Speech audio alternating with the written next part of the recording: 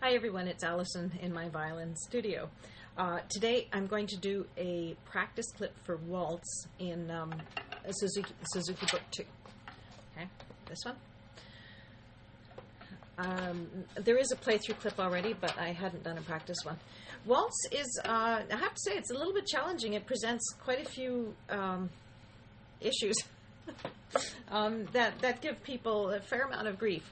I think it's the first time we haven't had a lot of pieces that were in a triple meter, so this is in 3/4, so you've got 3 beats per bar.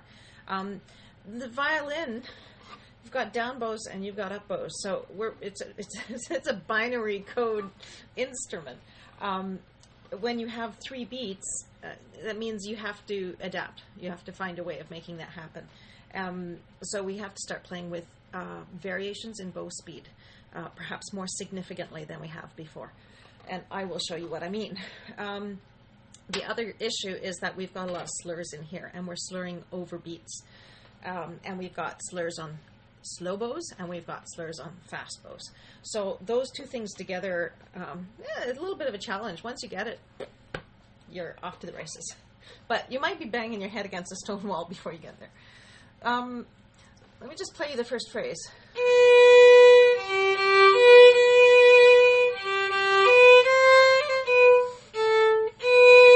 Okay, so we have the first bow stroke you have is a dotted quarter tied to an eighth. So let's just think about the length of that bow stroke because of the slur. So the first bow stroke you're going to do is 2 beats. I hope that makes sense to you. 1, 2, and then 3 is here. 3. Okay, so we're going to go down bow for 2 beats, and then we're going to go up bow for 1 beat. And we got to get back to where we started from. You can't do 1, 2, 3, and then be stuck in the middle of the bow, because now you don't have enough bow for 2 beats, right? So the challenge is, this is, your down bow is a little bit slow-ish. Let's call this a slow bow, because we're doing 2 beats. 1, 2. Now you've got to double the speed of your right arm. So that means your right arm has to come up. Not only, and because it's a whole bow, not only, see, can you see my whole arm? Not only do you bring your arm in, but bringing your forearm in only gets you kind of halfway up your bow stroke, right? You got to bring your forearm in, and then you've got to lift your upper arm as your hand continues to move left. So it's kind of like you bring something in, and then while you're still bringing it in, you go up the elevator. Okay? So there's in and up. And that's got to happen pretty quickly. 1, 2. Now, going down is no problem, right? Gravity gets you down. Although, if you're starting at the frog, the first thing that's happening is this part of your arm is going down. And then once it's down, which should be about middle of the bow, then you're going out with, So in other words, the upper arm comes down, then the forearm goes out. And then on the up bow stroke, you come back and up at twice the speed. 1, 2, out, back, and up, out.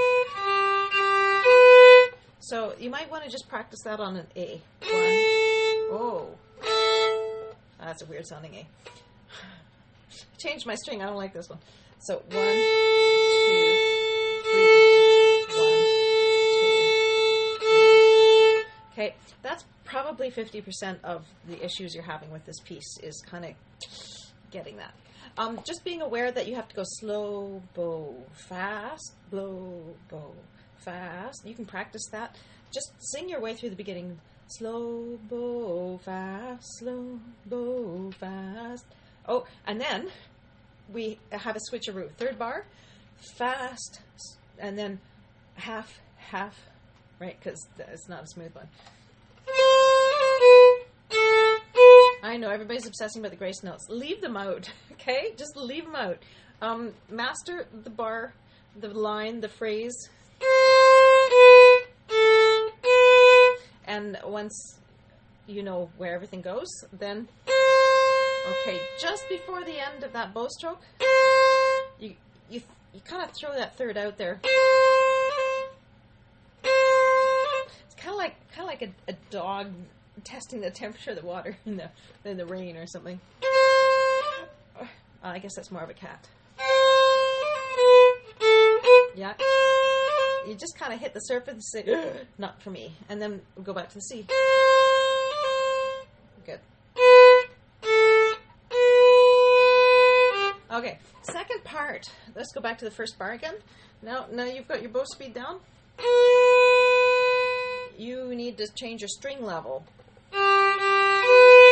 So let's just talk about string levels. Let's, for the moment, so in this 2 beats down bow that we've got, let's divide it into 4. 1, 2, 3, stop. Go over to the D string, place your 3, and there's your 4. And then we do, the next one is going to be 1, 2. I'm counting 8th notes is what I'm doing. So we're in 3/4, which means that there's 6 8th notes in every bar. I hope that makes sense to you. The first note we've got written here is a dotted quarter note, which is equivalent to 3 8th notes in terms of its length. So there's our 1, 2, 3 8th notes. Now we've got to roll over to the D string and get the 4th 8th note of the bar. Now we've got the 5th 8th note of the bar and the 6th. Okay, so 1, 2, 3. Well, I didn't do that very well, did I? 4, 5, half the bow, 6, half the bow. 1, 2, 3, 4, 5, 6. 1, 2, 3, 4, 5, 6. See that? The other thing is, in all this beauty of your varying speeds, you got to get up and over to the D string, and then back to the A string, then back to the D string. Okay. 1, 2, and 3. 1, 2, and 3. Fast bow. Half. 1 and 2 over. 1 and 2. 1 and 2. Over to E string.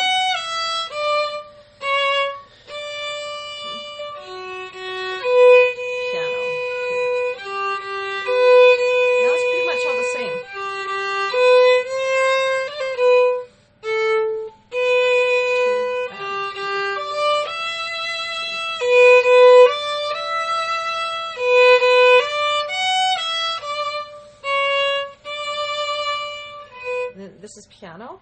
So we're kind of playing with, it's kind of like, I'm trying, I'm really trying, okay, that didn't work, okay, I'm trying a different key this time. You know, it's like this piece keeps banging against something it's trying to do. And now we change, it's a different chord anyway.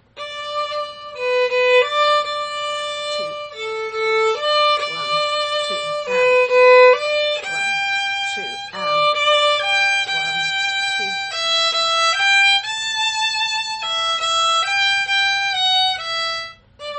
so how do you do a crescendo?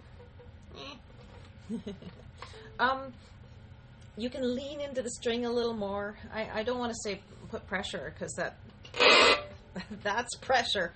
But you can lean. Remember, focus. Your fingers can focus this stick. Lean the stick a little bit towards the scroll and play on the one edge here. I could tighten my bow slightly. That might help. So your forearm should be probably higher than your bow, right? If you're playing like this, you're going to have no lean.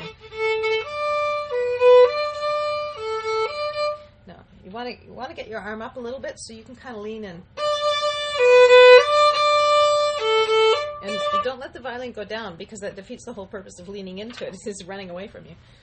Keep the violin up. You can increase your speed a little bit,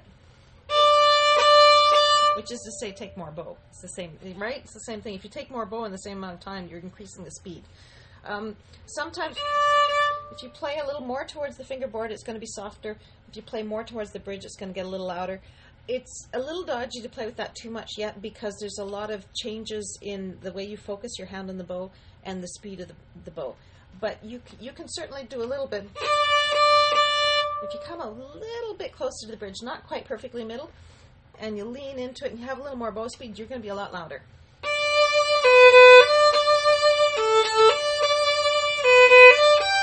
lost. Where are we? There is the crescendo.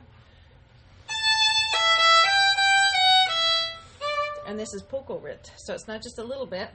It's, well, actually, that's exactly what it says. Poco rit is a little rit.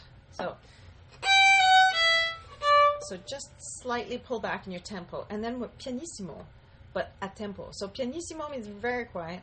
And a tempo means back to your original tempo, which isn't going to be hard because we didn't rit very much because it only said poco as opposed to molto, which is a lot.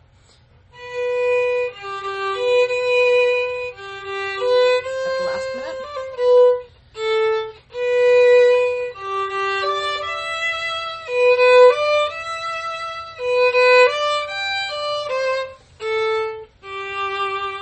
Okay, and you've got some long notes on this piece. If you can put a little vibrato on them, that'll sound nice. I never talk about vibrato. I always figure if I don't talk about it, people figure it out by themselves. Basically, vibrato is it's a jiggle. You somehow want to jiggle your finger a little bit to soften the sound, right? Because that could be a little harsh. It's a little easier on the ears, right? There's fashion in the, if you listen to old recordings from 1910, 1920, it'll be really tight. People use arm vibrato. It's more likely to be a looser vibrato. People with finger vibrato, it's probably tighter. Yeah, you know, it's personal preference. The one absolute rule for vibrato is do not go above the note. Your vibration or your variance, pitch variation, goes below the note and comes back. Below the note and comes back. Do not go above because it sounds really awful. It makes it sound like you're playing really sharp and out of tune.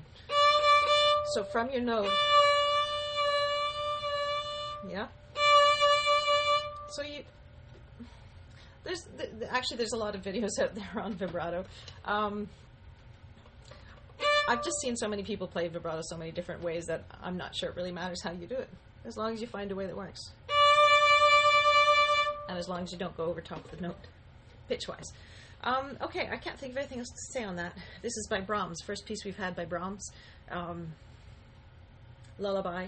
You want the tone of it to be gentle and warm, hence the vibrato. Have fun with it. Good luck.